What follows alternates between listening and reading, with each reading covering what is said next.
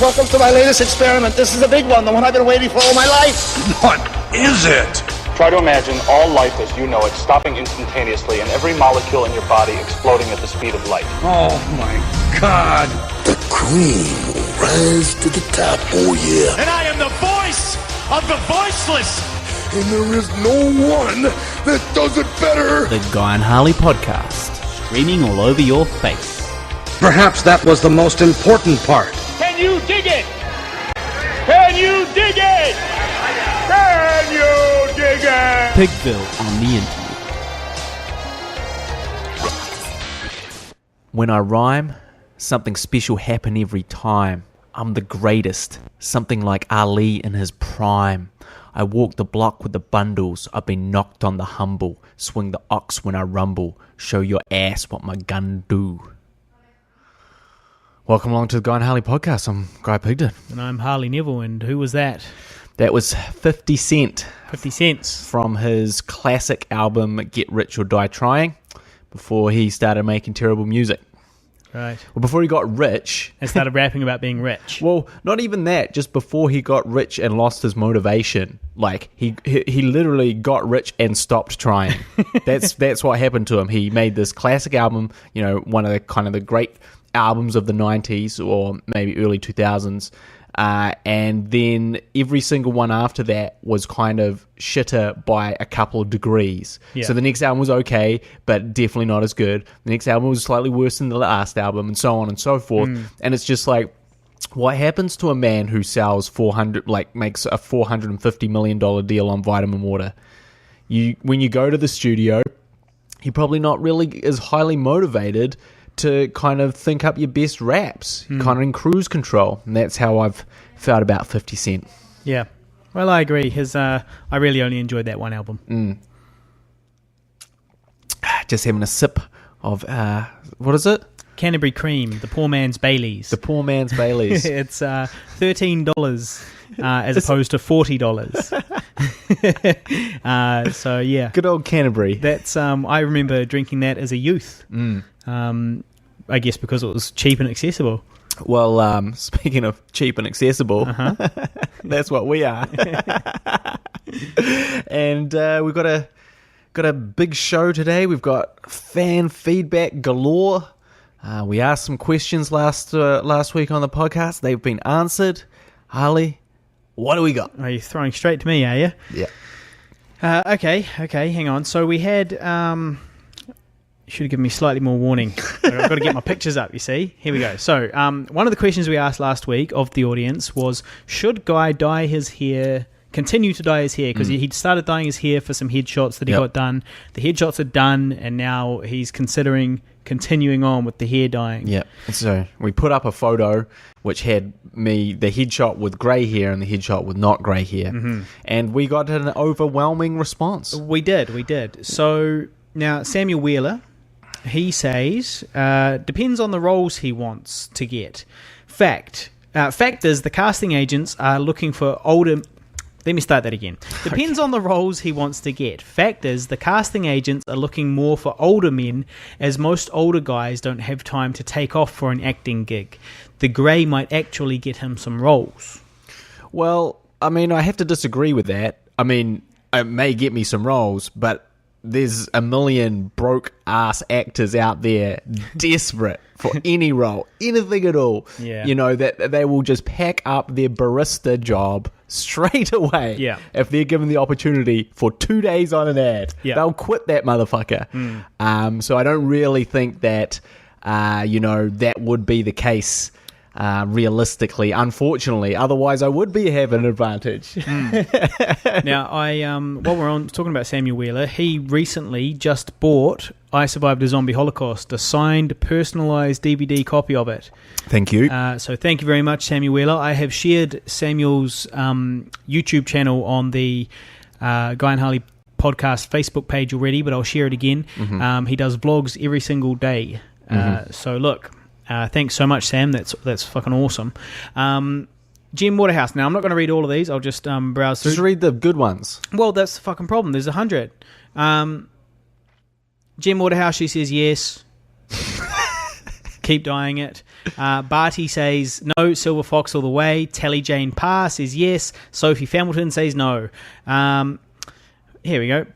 Paulette Edser, she says, I think a lot of men reaching that midlife crisis ponder at that question. I'm hoping I'm going to live beyond 64, but thank you. 66.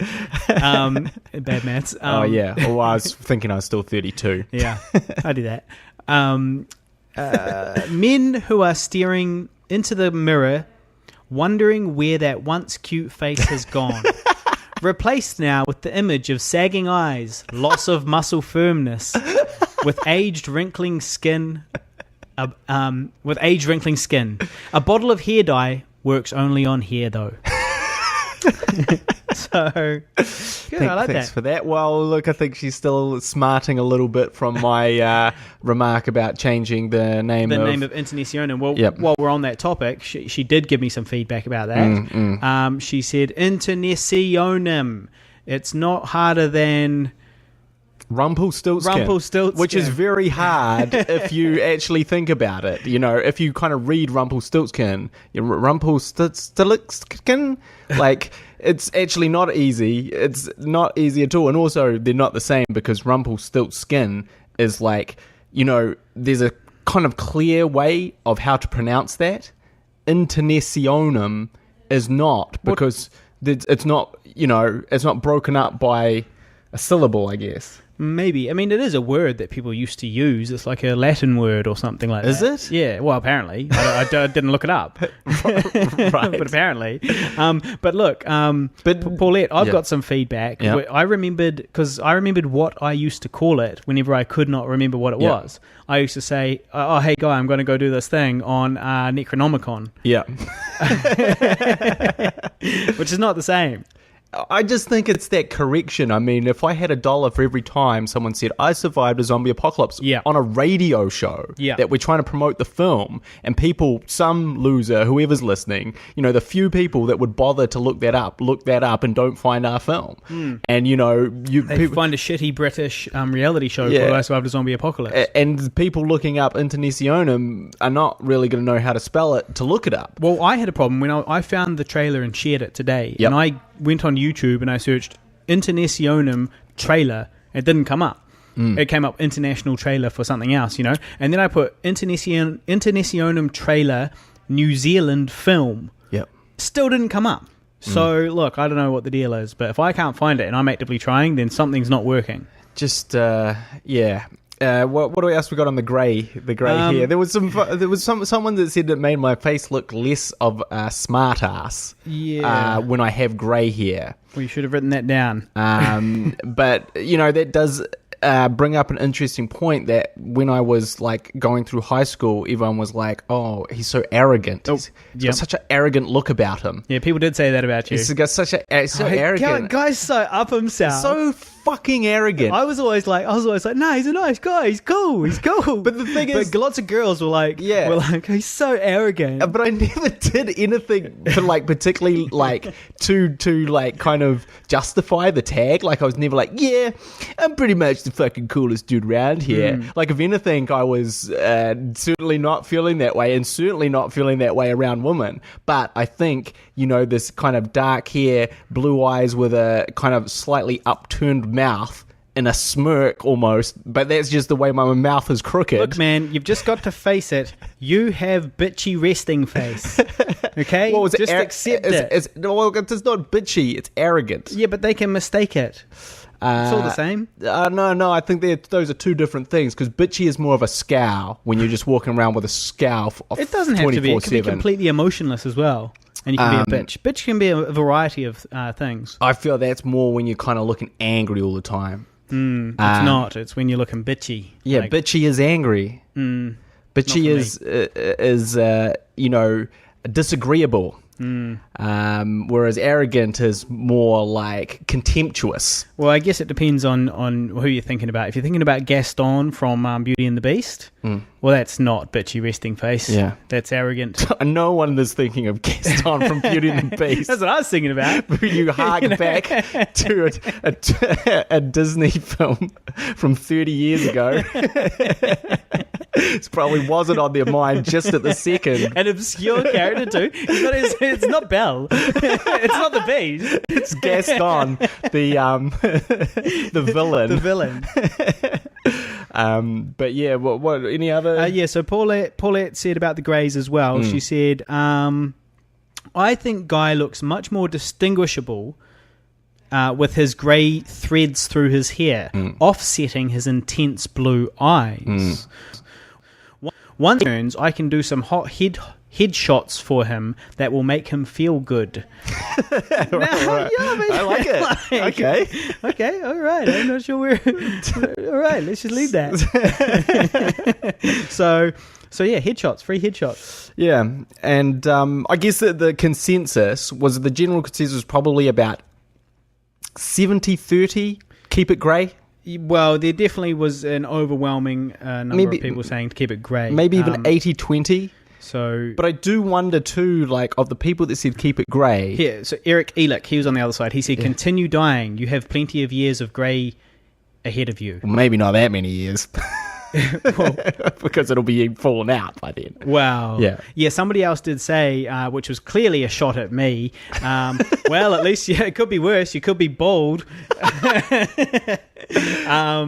that's the thing. I mean, I am bald and going grey. You know, like I'm going grey slower than you, but I'm still going grey. There's no doubt. There's no denying it. Well, I think you just really start worrying when your beard starts growing. Well, that started happening, you know. There's some greys in my beard, and the thing is, I mean, that's the difference between 20 years. I mean, a grey beard could age you 20 years.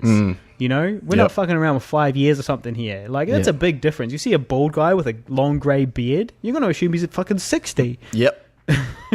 So yeah. So you may have to start dyeing your hair. Yeah. Yeah. Jana Cachola says, not bad either way. 50 Shades of Grey. Assuming Guy. It's kind of like Guy but grey. I get it. Grey. I'm with you. Yeah.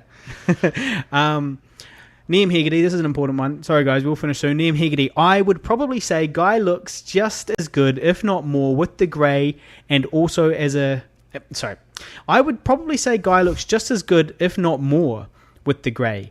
And also, as a director, it could be an advantage as he would be taken more seriously. I don't see the harm in dabbling with a bit of dyeing, though. Maybe a mix of dyeing and grey, depending on the occasion. At the end of the day, at least he's not bald. There we go, it was Liam. Yeah, well, I mean, I think, honestly, I mean, this has been very illuminating for me, and I think what we've learned is that people like commenting on photos on Facebook. Yeah. I mean, this has been our biggest feedback. We got so many people giving feedback. It was unbelievable. So I guess we just got to post more photos of things. Yeah, look, grey looks better. Grey. So many greys. Just gonna have to. Although I will add that your mum chimed in with an inappropriate comment. She did. She's known me since I was a young lad of like 14 years old or something. So she's known me since I was 14. Yeah, and back in the virgin days. Back when I had not slept with anyone. And she said something about, like, she was like, well... She was like, do the carpets match the drapes? Yeah, like... Are your pubes grey? So my mum was asking you, my friend, if your pubic hair was grey. She wanted to clock a visual. Your mum wanted to clock a visual on the colour of my pubic hair. That's my mum. But she also, I think she might think you're quite handsome, because she always says, oh, and how's your handsome flatmate? So I think she might have a bit of, maybe you've grown into a handsome man over the years, Guy.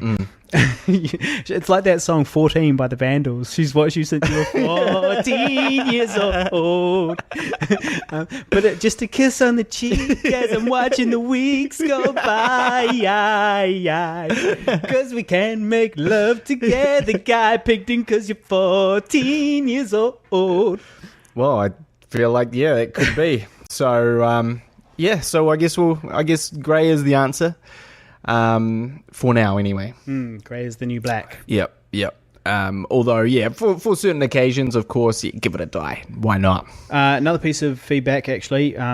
My feedback, this is from Neem Hegarty as well. Keep the audition news. Now, that was another question we asked last week.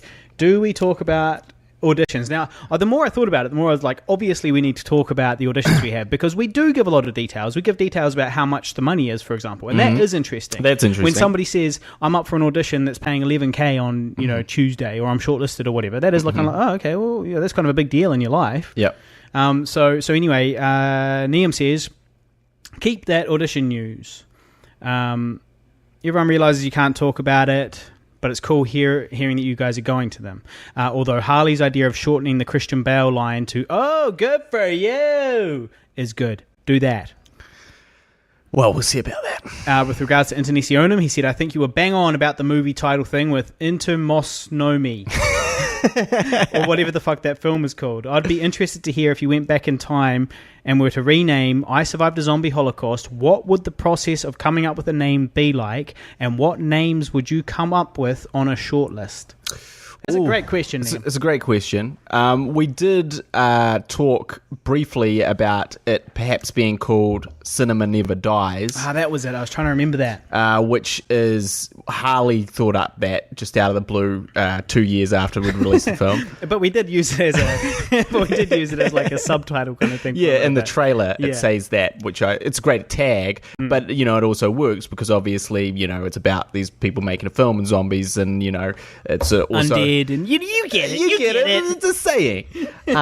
So we certainly toyed with that idea, and it's a bit of a tricky one because as we were making the film, basically zombies went from zombies so hot right now to we hate zombies and we want them to die truly. Yeah. It was in between Zombieland and World War Z. I think that's, or maybe just after World War Z. After World War Z. Like Zombieland, Shaun of the Dead, obviously, and it sort of started the resurgence, I reckon, in a big way. 28 Days, that type of thing, Zombieland, but then for me, World War Z was where it really started dropping off. Yeah, it started being like, oh, fuck zombies, fuck Brad Pitt, fuck all that CGI, fuck this stupid movie, and fuck this genre. Yeah. That's what you were like. Basically. As you were watching... As I was making a zombie film. As you were watching our film.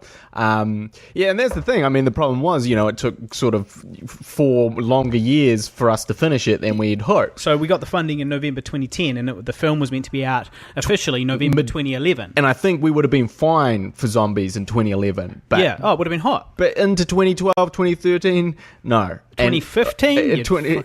You're dreaming, son. Yeah. And so, the discussion would have been different depending on whether people had been completely turned off zombies or not. So I think that we would have tried to probably incorporate zombies in the title if we were at the zombies so hot right now. But if we were at the we fucking hate zombie films, then we would have tried to think of something a little bit around that. So Cinema Never Dies is perfect because it doesn't say the Z word. It doesn't say the dreaded Z word. Yeah. But I also think that one of the other things that we would that was really good about Deathgasm, right? That was one of their strengths. They were very smart because essentially they do have zombies in there, but they're really they're demons, but they act like zombies. They do everything that zombies do, except they can also talk and are a bit sort of, I guess, a bit more supernatural. But for all intents and purposes, they're zombies, and there's zombies getting the zombie umbrella. Yeah, and they're getting Resident Evil hacking the shit out of, and it's all zombie gags, but they're demons, they're possessed, right? And so it's kind of like they just sidestep the whole issue because it's not zombies, it's possessed demons, guys. And they don't mention zombies in the title, which is great. And somehow that made it also okay for everyone to go, yeah, we still enjoy this. We still enjoy this actual thing that's happening. It's just the whole zombies thing that we're over. So I'm not sure exactly how we would have done it, but I think the other problem was that I Survived a Zombie Holocaust is inherently a cheesy title. Yeah. And it was meant to be cheesy, and it was meant to sort of reference cheesy B zombie films that I love, and also be a sort of a representation of what the main character Wesley would call a zombie film, also being a fan of all those, and also not being a great writer. So Now, that's a very inside kind of joke. Yeah. You know, that's really inside to get to that point, to get that. I guess the idea was to make a cult film kind of as well. Yeah. You know, it's sort of part of it. But it just, like, really is kind of shooting yourself in the foot because no one wants to review a film called that. And no one wants to take it seriously, like, you know, even as, like, a contribution. Like, you know, Peter Jackson did Braindead. Everyone loved Braindead. Everyone hailed Braindead as a masterpiece, right? So what's the difference between Braindead and I Survived a Zombie Holocaust? Well, you know, 20 years, but also, you know, they just took it seriously. They took it like, here's a New Zealand film, we have to review it, we have to cover it. Yes, it's got zany gore and gags and all that shit in it, but so what? Whereas for us, it was like, we don't have to cover it. We don't have to acknowledge this. If anything, we'd like to kind of like take a dump on it and let that shit conceal it for all time. If we can do that, that will be really the best possible scenario at this point. And I think that if it had a slightly different title, it would have piqued some journalist's curiosity in terms of like, okay, well, I'll give it a shot. I'll at least give it a shot. And I think if they actually gave it a shot, they'd be like, oh, They'd shit, like the movie. This is actually good. Yeah. But, you know, so we were automatically kind of creating a problem. So I think, yeah, the answer would be to kind of think of something a little bit more clever, basically. Yeah. And a little bit less playing up the cheese and the kind of the B-movie trappings and just kind of saying this is a film. Here you go. Yeah.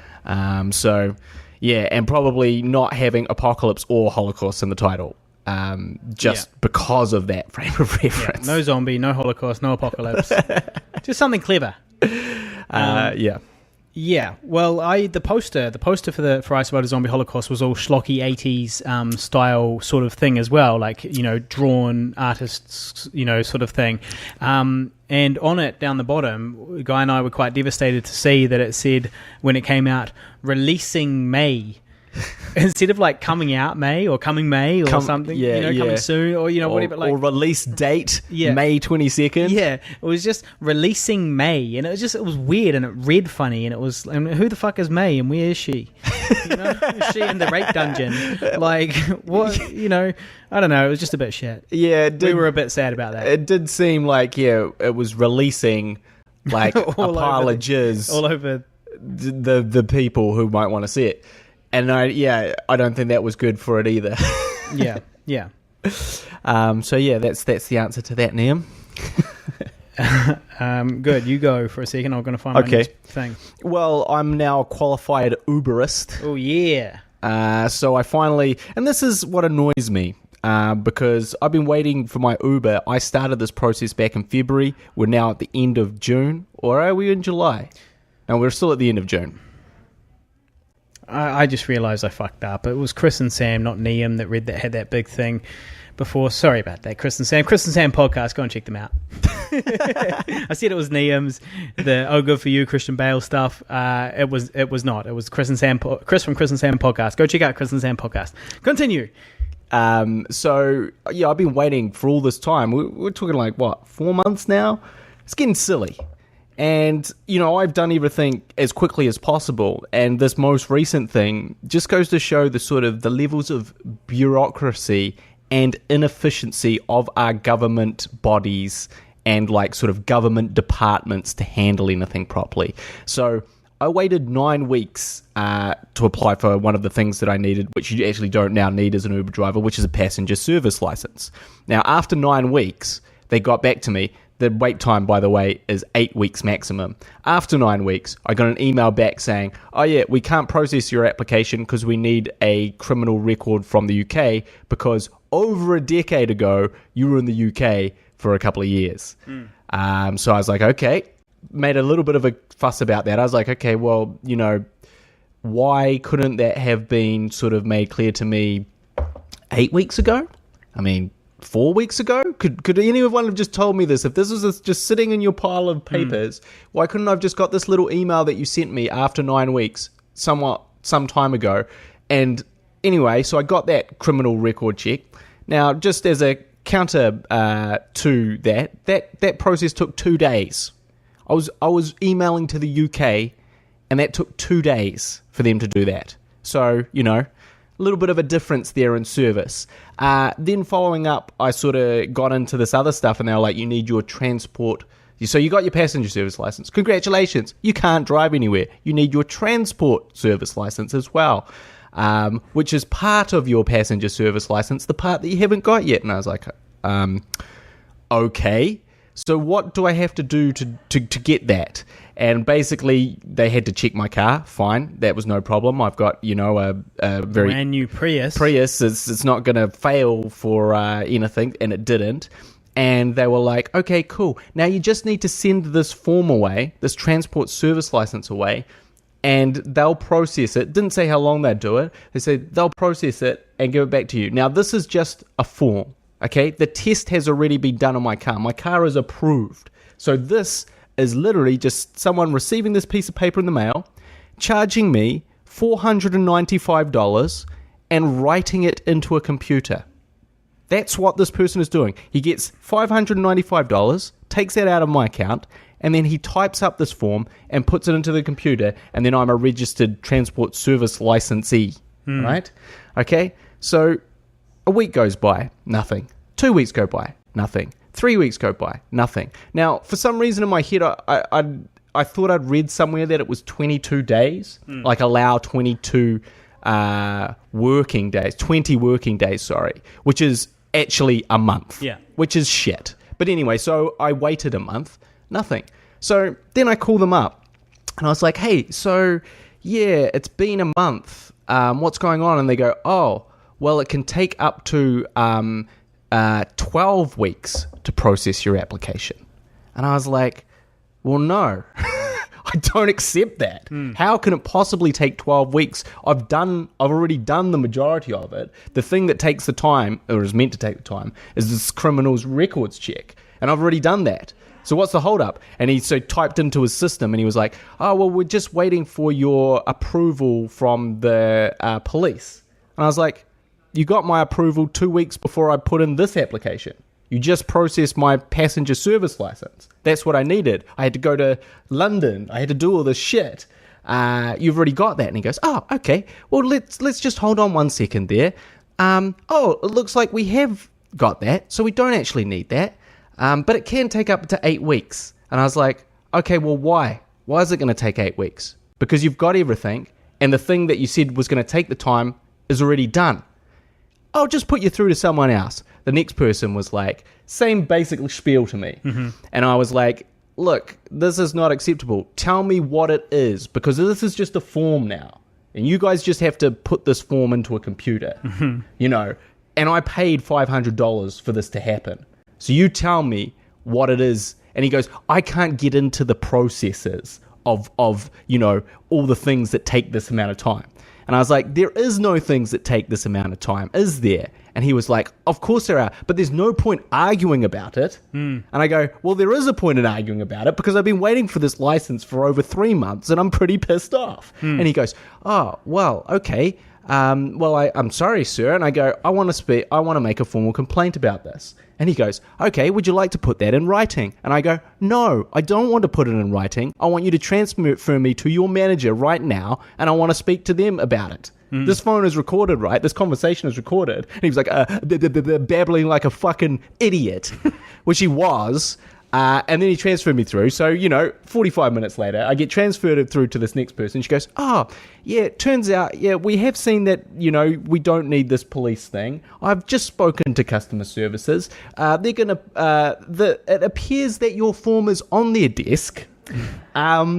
And I will give you a call back tomorrow and give you an update of how long it's going to take to process.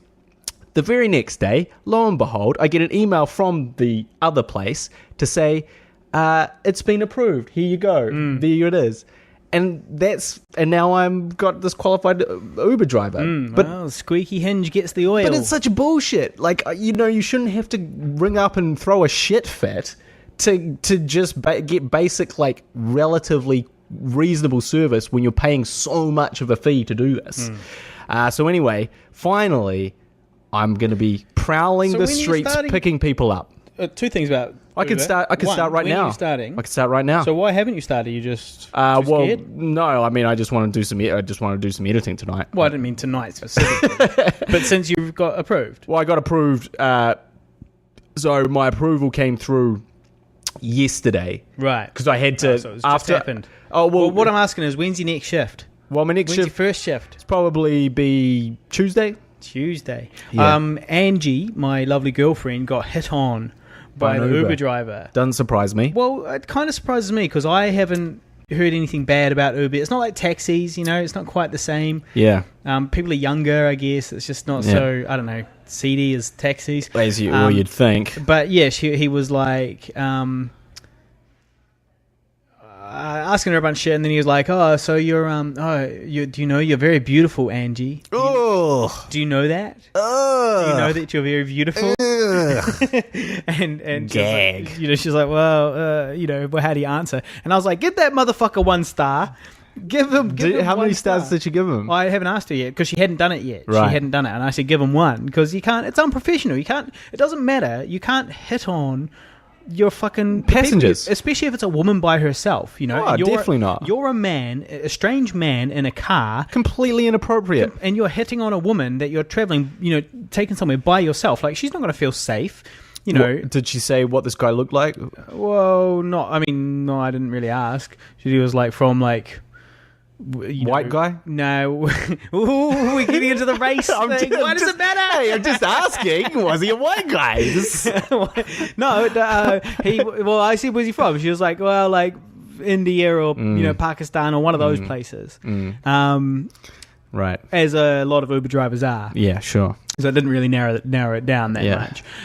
But yeah, it's a bit of a concern. But luckily, he wasn't picking her up from home and taking her to work or anything like that, or vice versa. He was picking her up from like one place and taking her to another. So he can't case out the house exactly, he doesn't for know his where she future lives. raping. Well, exactly, yeah. Well, just a little aside to that Uber thing as well. Because that Uber process had taken over 4 weeks, I went back to the place where my car was approved to get some more documentation from them. Yeah.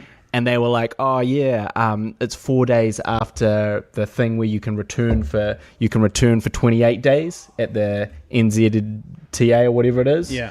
But it had been 32 days. It had been 32 days, and I was like, "Yeah, well, look, I have just got this. I got this yesterday, and I'm coming to you today. So I couldn't have come here any quicker. Yeah. I was literally waiting for your government authority body to give me this, and they're like, sorry." And charge and just charge me another $60. So charge me $90 initially, and then they charge me another $60 to relook at my car again. Yeah. And do all the same shit. Yeah. Fucking unbelievable. Well, speaking about the Prius, last week we spoke about fuel economy and all that stuff, Yep. and whether or not your ride or my ride was more economical or more environmentally friendly. I ride a Suzuki S40 Boulevard motorbike. You drive a 2011 Toyota Prius hybrid. Now I looked it up. Yep. I found out the stats. Yep. The Prius gets 51 miles per gallon, also known as 4.6 litres per 100 kilometres. The motorbike gets 50 miles per gallon, not 51, which is 4.7 litres per 100 kilometres. So your Prius does 100 mils of petrol more economical than mine per 100 Ks. Interesting. Yeah. So, and I'm quite surprised by that because my bike weighs like about 150 kilos or around there. Yep. But less actually. And your Prius weighs 1,325 kilos. It's more than a ton. Yep. Right. So my bike weighs way less than your car. But if Wikipedia is to be believed, I've got the same fuel economy. Well, I guess you do have to factor in certain additional things there, which probably makes yours more economical. Maybe not economical, but more environmentally friendly, I guess, is what I'm thinking of. Well, specifically because of the weight thing. Yeah. No, but that's the point. You drive 100 Ks, it costs you 4.6 litres of petrol. I drive 100 Ks, it costs me 4.7 litres of petrol. Right.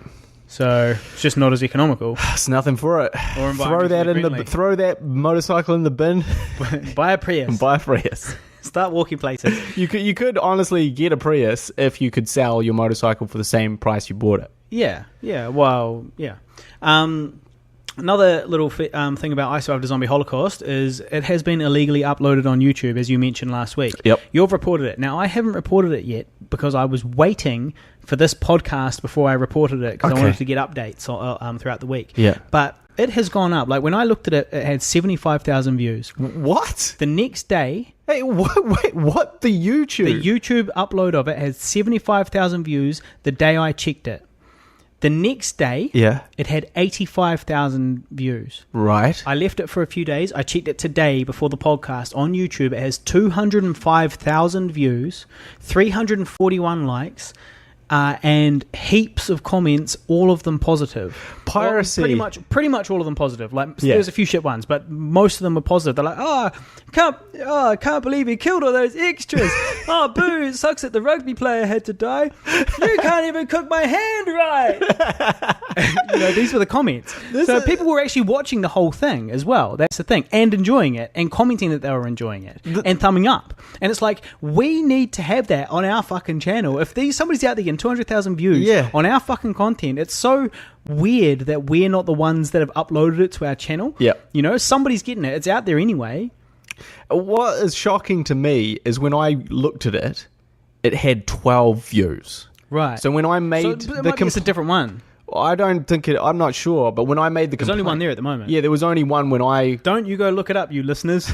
But when I was there, it had 12 views, and I was like, oh, well, what does he even care whether it stays up or not? Yeah. Like, this pirate, like, he went to the effort of doing it, I'm going to take it down, and he got 12 views. Whipped his shit. Well, he didn't. He got 200,000. He got 200 fucking thousand. Yeah. Is there ads on it?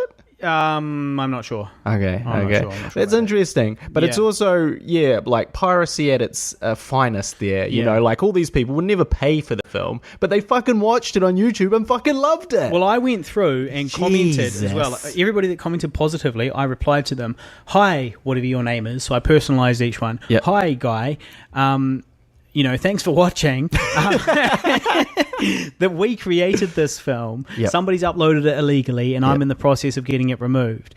But you've seen our film for free now, so I was wondering if you'd come subscribe to our channel as a remuneration, or that's not actually what I said, some other word. Reparations. Yep. And one person has replied saying they would. But I did only just do that. One of 200. Wow. How many people commented? Probably, 30, 40? Yeah, maybe more. I'm not around there, I guess. Yeah. Now, speaking of YouTube, though, I've got a couple of updates about YouTube. Okay. This podcast, it turns out, might be costing us subscribers on YouTube. And costing us views. Because there's a couple of reasons. One is that you can actually have a look at the analytics and see if people have subscribed or unsubscribed, as a result of watching that video, and so you can see, and there's definitely been some that have unsubscribed after watching some of the episodes, but I didn't check that closely. But I watched this, I read this article where some guys, some smart dudes, have sort of reverse engineered the algorithm on YouTube to figure out how people get paid. And essentially what they came to was that the algorithm will promote a channel. So if we put out a video that was really good, and they rate good on a whole bunch of things, amongst them is what percentage of your subscribers you reach. So if you have 100 subscribers and you reach 50 of them, that's a successful video.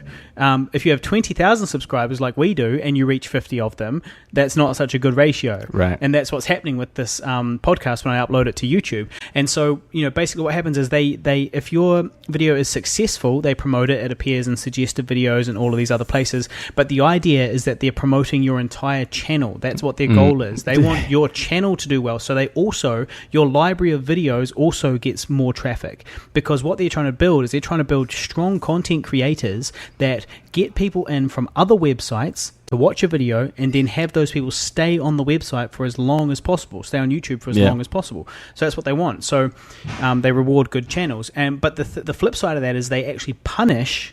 They reckon it punishes unsuccessful videos. Ooh. So that means if you put out, if like my theory was like, fucking YouTube, there's so much, there's literally thousands of hours being uploaded every day onto YouTube, of content from around the world. So I thought, you just keep uploading shit, and some of it's going to take off, and it's really important to keep the traffic coming to your page. So it's important to keep your channel active and blah blah blah. But actually, Might be the opposite. It might be if you put out these videos, it's actually negatively affecting the algorithm regarding your specific channel. You're the guy that keeps putting out shit videos, and we're not going to bother promoting you because nobody's watching them. Interesting. So the podcast is hurting us. Well, kind of. Yeah, I mean, overall, our subscribers are going up, not down. Yeah. But yeah, I mean, it's a strange one. I would have thought that it would just be worth it just to keep the channel active. Because if you go to a channel and the last upload was 6 months ago, you go, I don't give a shit. Whereas if you go to a channel and it's got videos from 3 days ago, you're like, oh, okay, click. It is important to stay active. I guess also, I mean, I don't know, but, that is 2/3 of our listenership is our YouTube, because we get about 60. Well, that's the other thing, too. We get 60 listeners from iTunes and, or around about 60 on our iTunes and Libsyn, and then we get another, 100 or so on our YouTube. So, more sometimes. Yeah. Yeah, well, that's the thing, though. My line of thinking was, well, fuck, if we make 50 people smile, isn't that better than making no people smile? If you make 205,000 people smile, isn't that better than making any money and dying in poverty? Speaking of which, if you guys like to support us on Patreon, we're there. So go and find Pigville on Patreon. Now, it's time for our favourite segment. Okay. The Troll Hole. So somebody commented on one of the podcast episodes. Right. Wow. Lol. This channel really flopped on its face. I've watched 5 of these vids and every one of them had more dislikes than likes. Oh well, at least other people can see this channel as what not to do if you care about being liked. So that was from Primary Sanctum. His name is Primary Sanctum on YouTube. Primary Sanctum, one word. Right. 0 subscribers. I checked, he had 0 subscribers. Yeah. So that was his. What do you got to say about that? Thank you very much, Primary Sphincter. You fucking go and die. Jesus. Although I did think of a funny Facebook update, right? Which was essentially when someone watches your film and is negative, it's always, fuck the haters. Always trying to bring down people doing something good and creative. When someone says your film or whatever is good, it's like, finally, someone understands and gets what we were really trying to do. Yeah. And 0 in between. Yeah. It's only one of those two things. No room for any criticism. No. I did reply to him. Yep. I went for the And did you say something about angle? Oh, right. I would have said something about getting inside his girlfriend's inner sanctum. Right. That's what I should have said. He doesn't have a girlfriend though. But I said to him, "Hey man, we're just a couple of friends making content and putting it on YouTube. This podcast is a good way for us to keep the channel active while we work on our bigger projects, which come out less regularly. If you had hit thumbs up, we would have 6 likes and 7 dislikes. That's pretty close." So that's the angle I went for. And did he reply to that? No, not yet. Okay. And somebody did comment on it, on the trailer. Seren Hutton commented, "Why did I download this movie again? What the fuck? Lol." So that's a bit of negative feedback on the trailer of the zombie film. Right.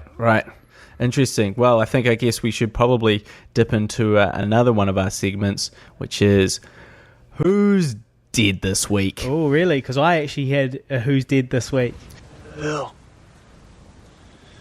what happened? Ted? We're dead, dude. No way. This way. This is the time for it. Well, we better do your one first. Well, mine's a sad one. Yeah, this one's a sad one too. The first guy that's dead this week is Anton Yelchin, who is the Star Trek actor who played Chekhov, and he's also in heaps of films. So that's not just, he hasn't just been in Star Trek. He was started off as a child actor, became a sort of transitioned into a young actor, which most child actors don't. and has had a very successful sort of career.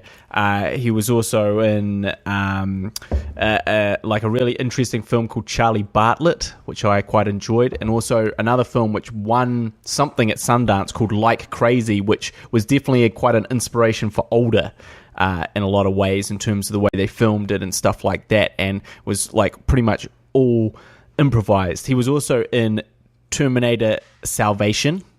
If you guys remember Terminator 4, the one that was probably the most terrible of them all, he played Kyle Reese in it, which didn't really make sense because he didn't really look like Kyle Reese or have that kind of a presence about him. But I think the interesting thing about him too was that he picked like diverse roles. He wasn't just like a romantic comedy guy or like a big budget blockbuster guy. He kind of picked like interesting indie films and kind of just did stuff. I recommend him in Fright Night, which is one of the few remakes, I think, which, although still not as good as the original, is pretty cool.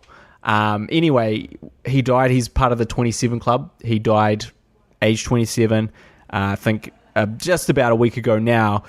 And the weird thing is, it was this freak accident. He was crushed by his SUV, which rolled from being parked into him and pinned him against the gate, and he died of like asphyxiate, like sort of basically impact asphyxiation or something like that, where essentially he was crushed and he could not breathe, which is a weird way to die. And now there's going to be a big lawsuit because apparently they were about to recall this brand of Jeep Chrysler Cherokee because the park and like just idle are in two confusing places, so that when you think you're in park, you're actually not, which is obviously what happened here. You thought he was in park, he got out of the car, he went round the front of the car rolled onto him.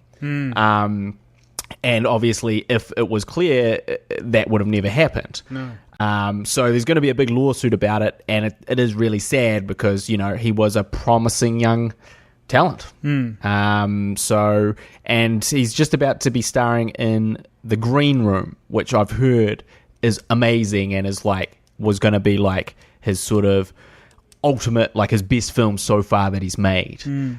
So sad to see him go. Sorry to hear. Rest in peace. We will continue to watch your films. Now, I will go to my one. I'm just looking back here. I just wanted to make really clear that good question about the renaming of I Survived a Zombie Holocaust. Yeah. That was definitely Chris from the Chris and Sam podcast. Okay. Oh, Sam. It was Sam from the Chris and Sam podcast, all right? You're not doing well. It definitely wasn't Liam, all right? It wasn't Liam's good question. Liam didn't have a good question. That's the point you're trying to make. No, he does. We'll get to that. Yes, well, anyway, I've got a very sad Who's Dead this week. My first Who's Dead this week. I'm going to a funeral on Tuesday because a lady that I know, who I do consider a friend, seems to have taken her own life over this last couple of days. And the last time I saw her was on Tuesday. Michelle, her name is, and I know her from Poetry Night. And she's one of the MCs there, and she's very friendly. She came to my birthday party. She brought me a lovely card that she had made herself, and it was like she'd really put in a lot of work. It wasn't just some slap together thing. She had really put in a lot of work. It was beautiful. Do you still have the card? Wrapped, yeah, and a bottle of bubbles, a nice bottle of bubbles too. And so, yeah, she came and hung out at my party, and, I don't pretend to be her bestie or anything like that, but, we did get along well. And, yeah, I saw her on Tuesday, and then, as far as I'm aware, perhaps Thursday, she was dead. So it's quite a shock to the system, and, it's a bit of a shame. So if anybody out there is feeling a bit blue, do reach out and talk to somebody. We do sometimes touch on this topic, normally a bit sort of comically if we can, or what we consider comically, but restraining making any jokes. It is a very serious topic. So like if you are feeling that way, please do reach out to somebody. It's a bit of a shame. I probably was in the last 20 people she spoke to You know, it's weird to think about. It's weird to think that, you know, perhaps obviously I don't blame myself or anything ridiculous like that. I can't control another person's actions, but you know, you do wonder, like, what if I had said something? What if I might paid more attention to her that day? What if I had said, hey, how's your day going? What's up in your life at the moment? You know?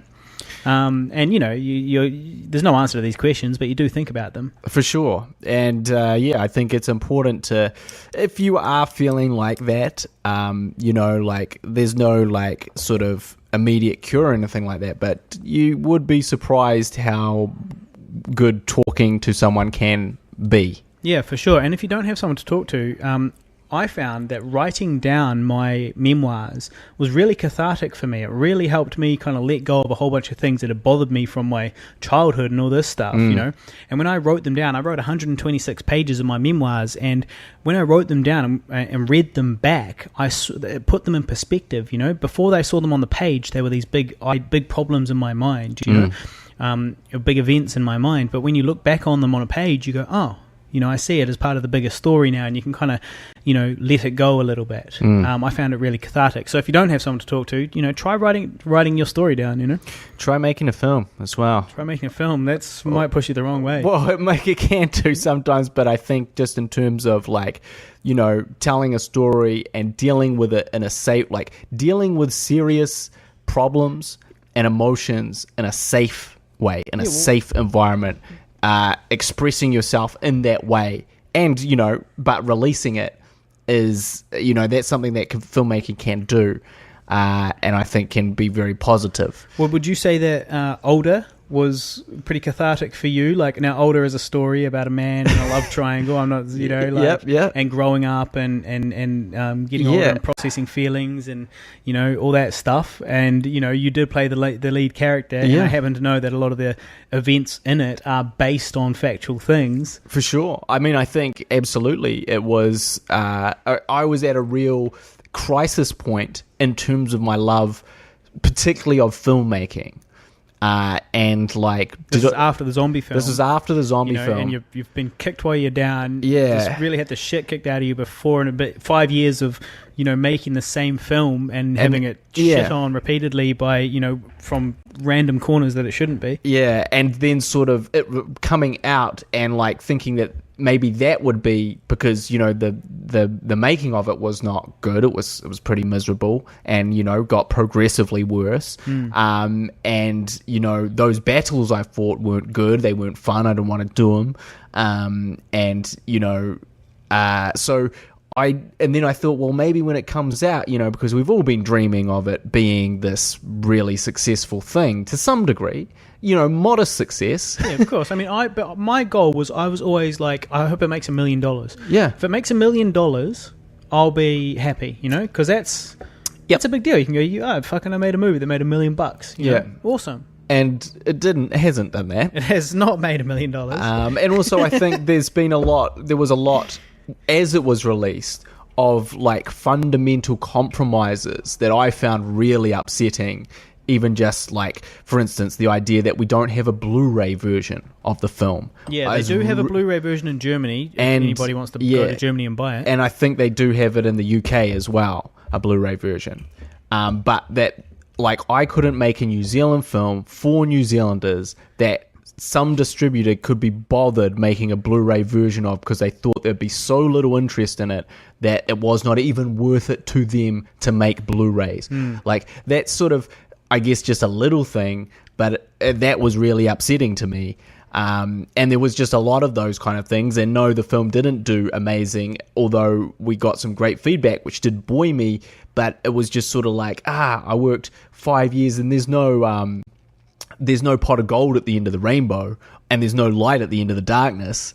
There's just more darkness. Yeah. And so for me, Older was a sort of, I almost said to myself, I was like, okay, well, what did I hate about the zombie film, and why did I hate those things? How can I not do those things this time round? And how can I sort of be the person, or, like, be the filmmaker that my 16-year-old self wanted to be and was hoping to be? And, like, what steps could I put in place to kind of make that happen?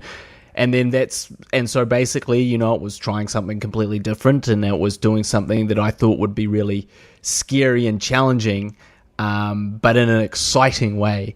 And it was about sort of going back almost to our roots in a way, because, you know, the zombie film it was made, you know, with other producers. It was made with a bunch of crew we didn't know. It was made with a bunch of decisions that were out of our hands, and, you know, that we didn't necessarily agree with.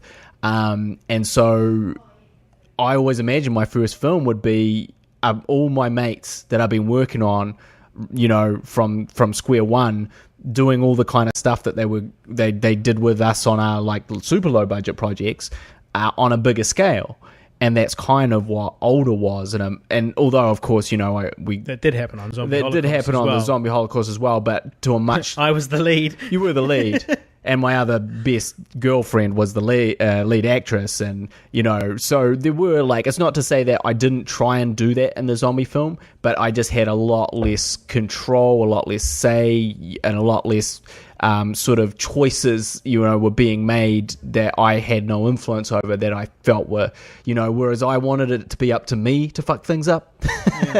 And I wanted it to be like I think this because this, if I can justify it, great, and if I can't, then we can change it, but I know that those decisions, I'll fall on my own sword, thank you very much. Well, what gave me faith with Older was that everything that went wrong with the zombie film, all the things that were shit with the zombie film, so, you know, initially not wanting to go into festivals, some people, some of the powers didn't want to put it into festivals or cut trailers for it, or fucking put out a poster, or do a proper poster for it. You know, there were all these bad decisions being made by other people, and every time you were right and they were wrong, and we ended up finding a way to do it anyway, wherever possible, not always, but as often as we could.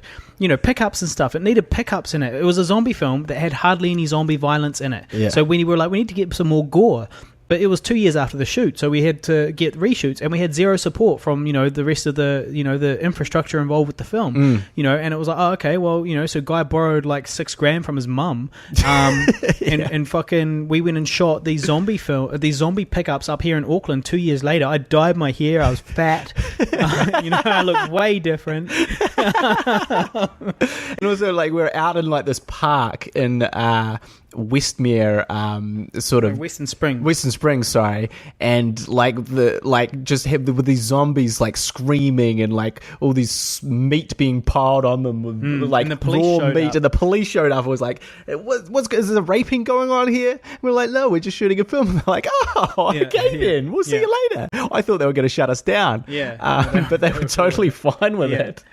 And so it was just stuff like that. But so I mean, the point, I guess, is just that you were right about so many things, and when we fought to get them, it always paid off. You know, one of the, you know, like the reshoots, we really needed them, and they made a big difference. The trailers made a fucking massive difference. It's got more than 1 million views online. You know, all of these things, and so that made me think, damn, you know, a lot of these other people are actually just kind of getting in the way of making a good film. I'll just trust Guy. Yeah. And like when they were out of the way, it went way fucking smoother. It has, and it's been like very easy. It was the cruisiest shoot. Like, I didn't really expect it to go as smoothly as it did. Yeah, you know, the actual, you know, production, you know, principal photography went so well. I kind of expected a whole bunch of really big disasters. There really wasn't. No, you know, it was very smooth. And I think that a lot of that comes from like careful planning and clever execution. And, you know, a lot of that I'd learned on the zombie film. But the thing is, I had planned the zombie film very carefully as well. I'd done the sort of same things, but then kind of sort of knuckle-headed decisions would keep compromising my sort of very well laid out plans, and then would be scrambling to try and, you know, fix all the disasters. And I guess I didn't want to go back onto a film set which was like, it wasn't really, to me, the zombie film every day wasn't like a film set where it's like creatively we'll sit down and think about how we can do things the best. It's like we get to set, there's some emergency, something's gone wrong, and it's damage control the whole day to hopefully get the scene so it's not completely fucked. And that's not a great way to make a film. Even though I think that we all did really well and there was a lot of great crew and stuff that, did pull it together for us. But yeah, that's no way to make a film. So yeah, I think Older for me was that thing because I'd really reached the end of my rope with being a director. But, so you did find it cathartic then, to bring it back to this whole, you need to write down your fucking problems if you're having issues and it can help. It did help you for sure work through your quarter-life crisis? Yeah, definitely. I was like, okay, for starters, filmmaking can be fun. We have the power ourselves to make films, and we don't have to wait for everyone's permission and everyone to kind of be shitty about our stuff. And we have to kind of beg them with our, on our hands and knees, in the dirt, to kind of, for them to throw us a scrap. We could do it ourselves, and that was really empowering. And yeah, I was like, okay, I don't hate filmmaking. Filmmaking can be the thing I wanted it to be. So absolutely, it was very cathartic. One last thought on suicide. Yep. Is just that when I think about it, I mean, obviously, I can't comment on it as I've never suffered, any really big traumas in my life that would drive me to that point, or any problems like that. So, this is just kind of my thoughts on it from an outsider, not experiencing it personally. But, I sometimes think about, sometimes when life feels a bit shitty, and it's kind of hard, I kind of just consider the fact for a wee second that it's like the chances of me being here are so astronomically small, and once I'm gone forever, right? So it's like, man, just wait out the 80 years, 80 years is nothing in the grand scheme of things, you'll be dead soon enough, we all fucking will be, so I don't know, it's just another thing that I think about sometimes. Well, I also think it's time, so when you say wait it out 80 years, well, wait out the worst moment of your life, because worst moments in your lives are often followed by better things. Yeah. And so, a series of, bad things may happen to you. And that can seem like, there's no escape or answer, but they do tend to pass at some point. And when they pass, things do get better, and there is, more things to enjoy and be happy about and like take joy in. But it's, I guess, sticking around for those. I have two pieces of evidence to back that up, or two thoughts to back that up. One is that I saw this thing recently talking about gun deaths in America and suicides, and it was saying that in other countries the suicide rate is a lot lower, but not because the attempted suicide rate is any lower, but simply because it's not as easy to kill yourself when you don't have access to a gun. Right. And what that tells us is that in all the other countries that don't have access to guns so easily, people try to kill themselves, fail or chicken out halfway through, and get through it. And they wake up the next day and, the life goes on, and they don't end up doing it. And eventually things do get better. Things get better, exactly. Yeah. And they don't succumb to that, Yeah. So that sort of reaffirms that idea that it does pass. And then the other point was that, and this is a lot more morbid, is that I also read an article talking about how lots of people who have hung themselves, when they find the corpse, it has skin under its fingernails and claw marks around its neck, because obviously once you're hanging from the rope, you've realised what a horrible mistake you've made. Yep.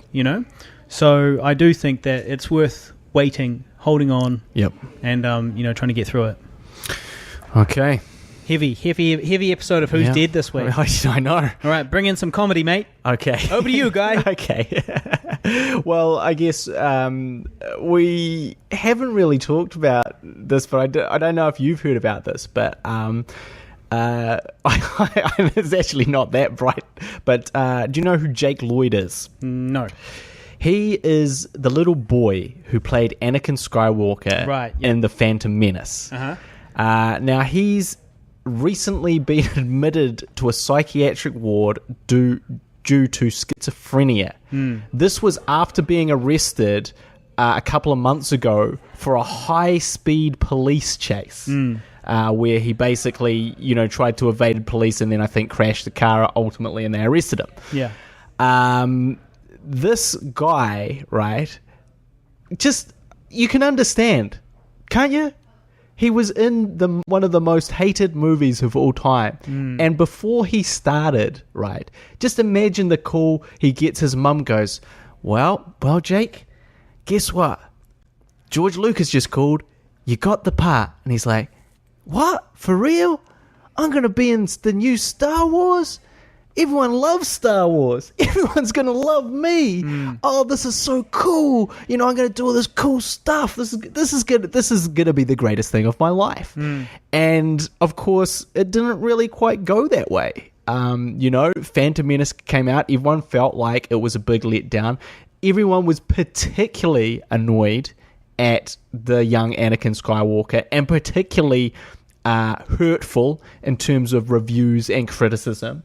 And there was this YouTube clip from like a Comic-Con or something a few years ago where some guy with a camera just basically took Jake aside and was like, so looking back at Star Wars, now he was a man, he was 20 years old or something like that. How do you feel? And he was basically saying like, well, kids can be really cruel, yeah,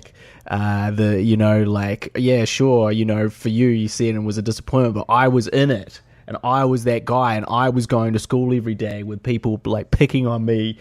And the thing is, it could have gone completely differently, because had this been the original Star Wars and, he was in it, I don't think he would have had any of those issues. If anything, he would have been a hero at school. And everyone would have been like, yeah, can we take a picture? Can we take an autograph? Instead, all this thing happened to him.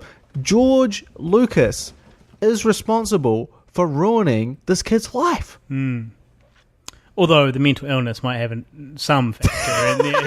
It might be something to do with the schizophrenia as well. That might be part of it. No, it was all George Lucas, Harley. Right.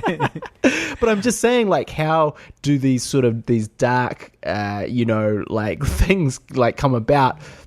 Deep personal trauma. Well, yeah, that's what happened to him. So, hopefully he gets out. Well, it's like the kid from Terminator, who also sort of went off the rails. But he was in a good film. Yeah.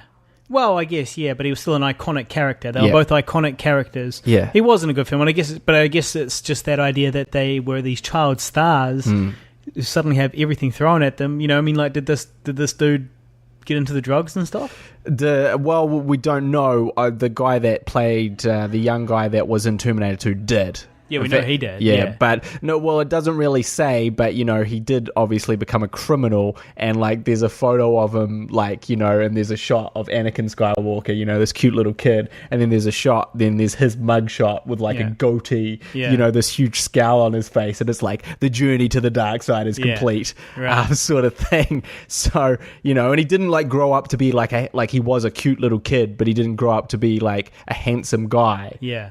He was kind of this chunky, like, weird looking dude, so it didn't, like, nothing worked out well for him after Star Wars, and including being in it. So I just feel sorry for him. That's all. We had to talk about it. No, this is a Star Wars podcast. We got to talk about Star Wars. What else you got? Oh, that might be it. What do you got? Well, I did also just want to mention, before we close it off here, Fear the Walking Dead. Now, Fear the Walking Dead is a spin-off of The Walking Dead. It's a TV series. It's made by AMC. It has our very own beloved Cliff Curtis in it. He's one of the main guys.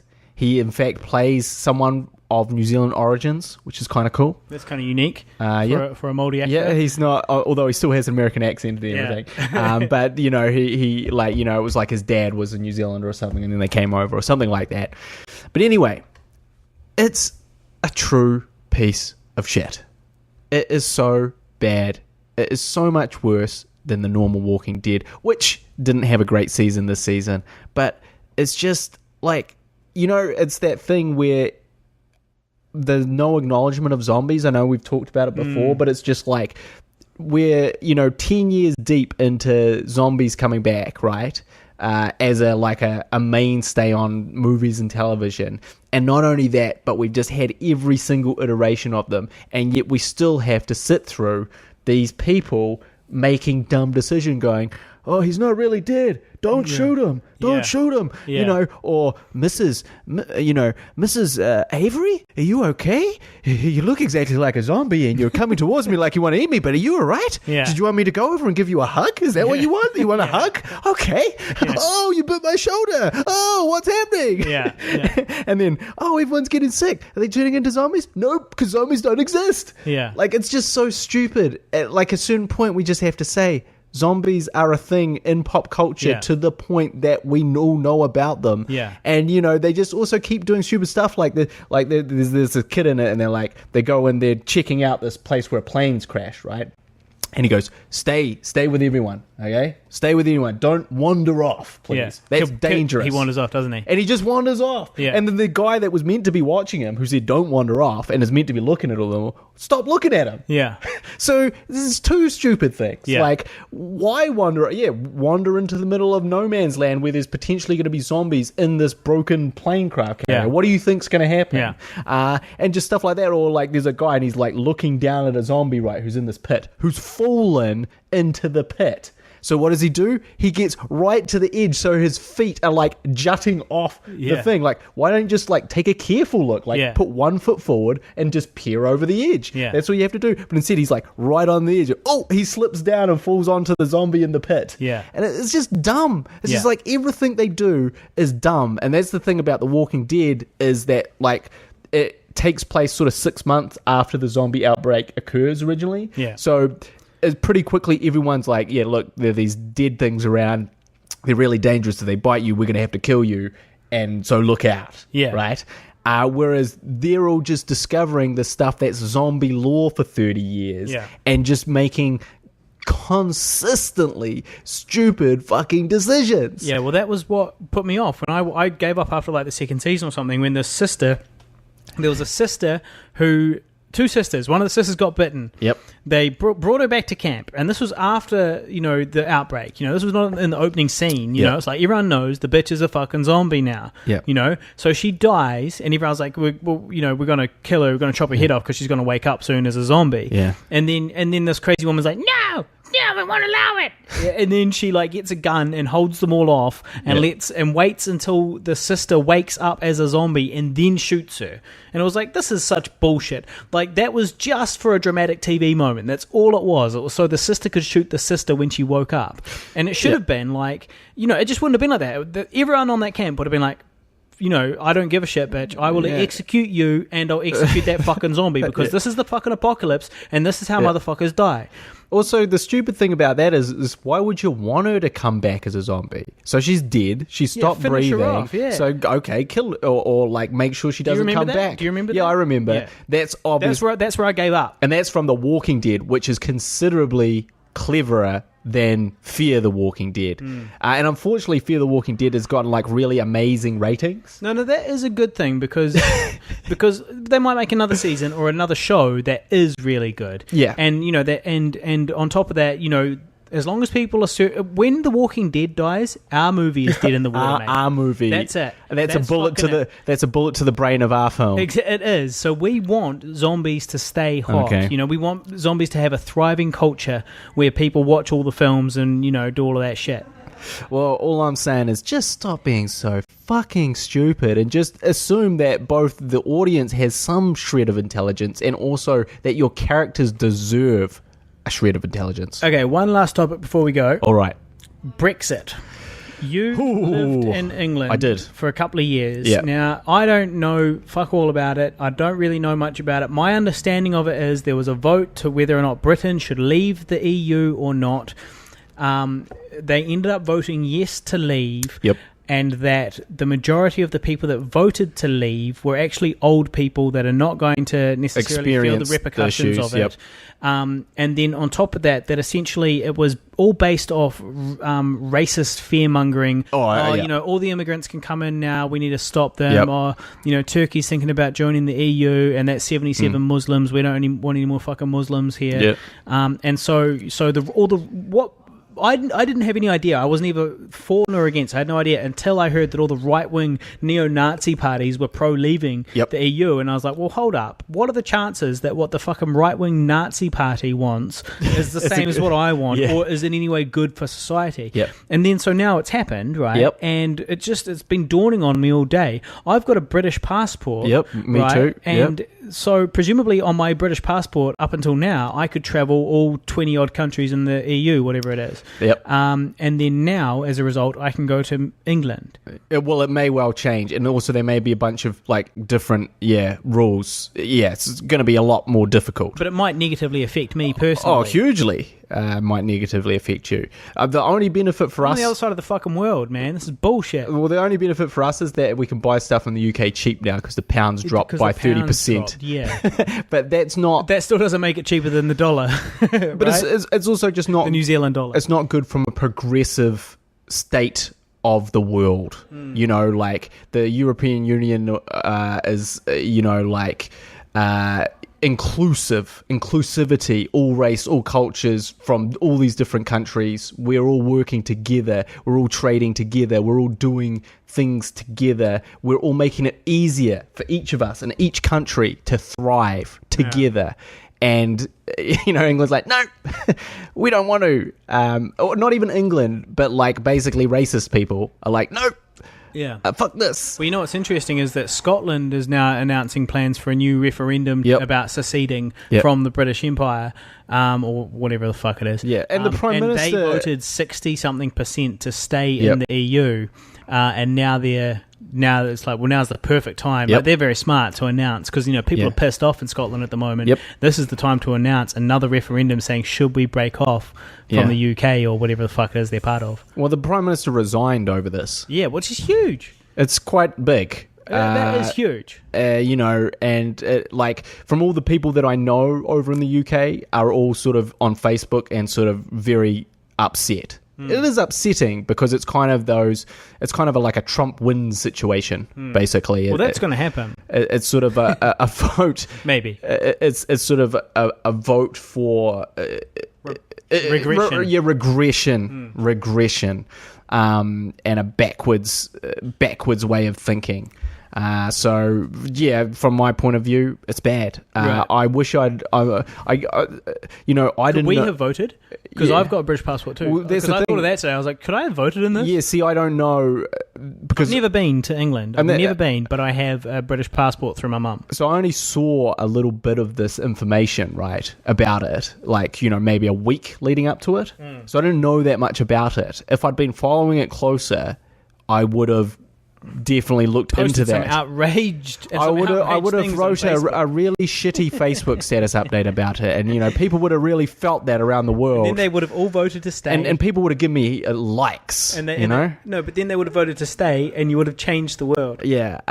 So had I known about it, I would have definitely tried to vote. Had I known, because also I think I was chatting to my grader, who's also English. And he was like, well, obviously it's a bit of a worry, but surely intelligence will prevail, like we can rely on our English citizens to make the right choice here.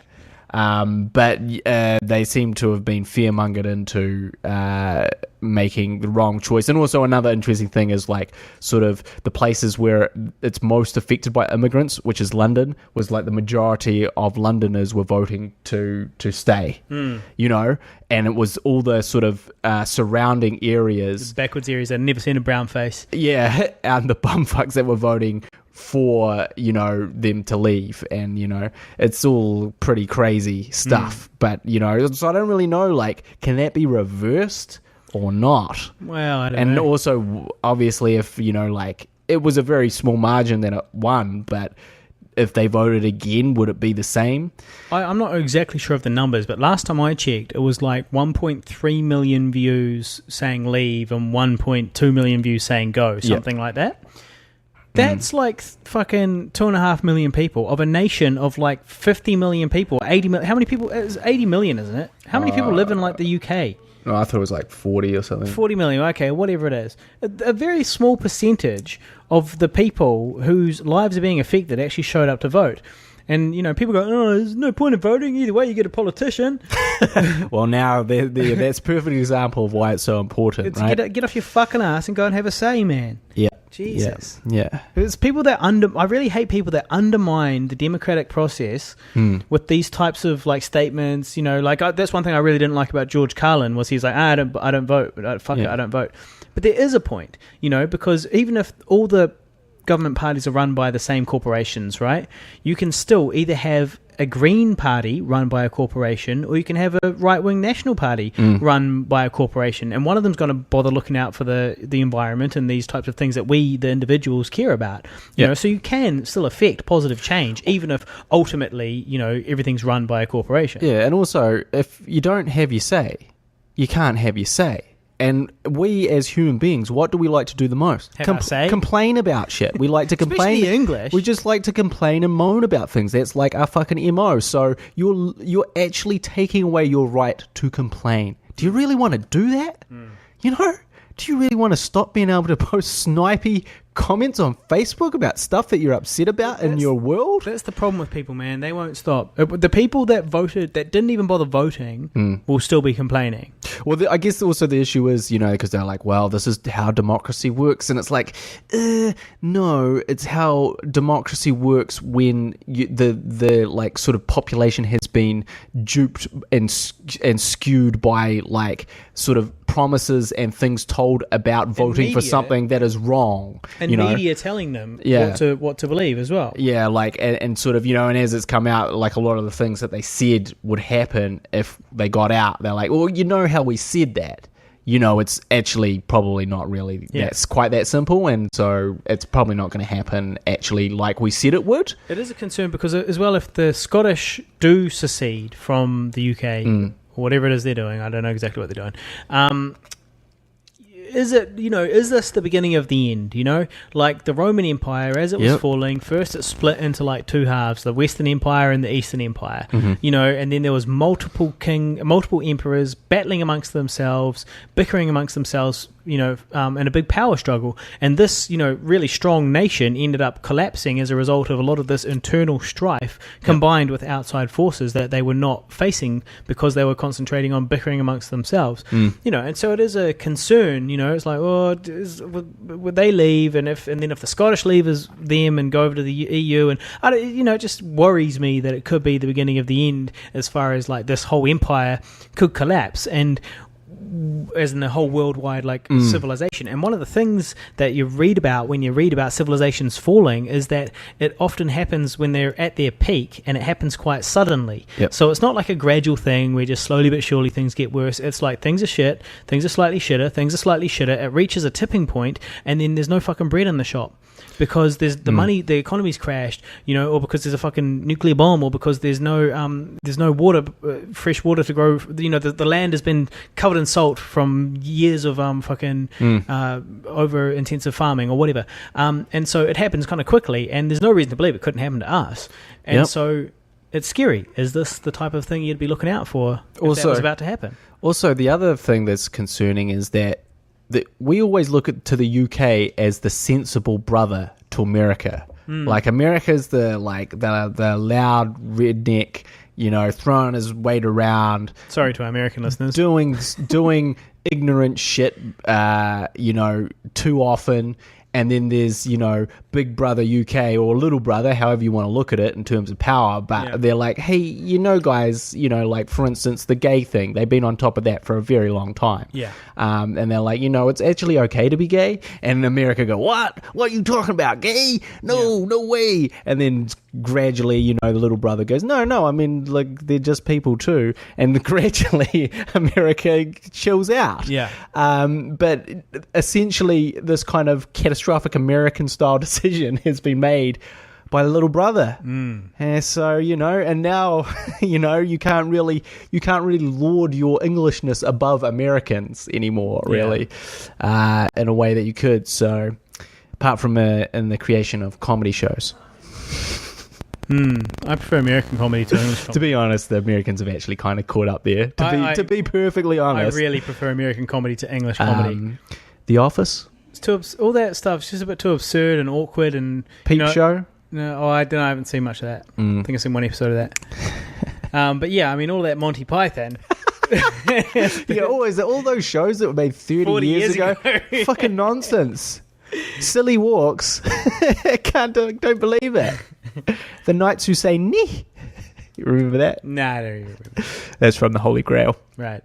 All right. Where we better go? We're talking shit now. Yep.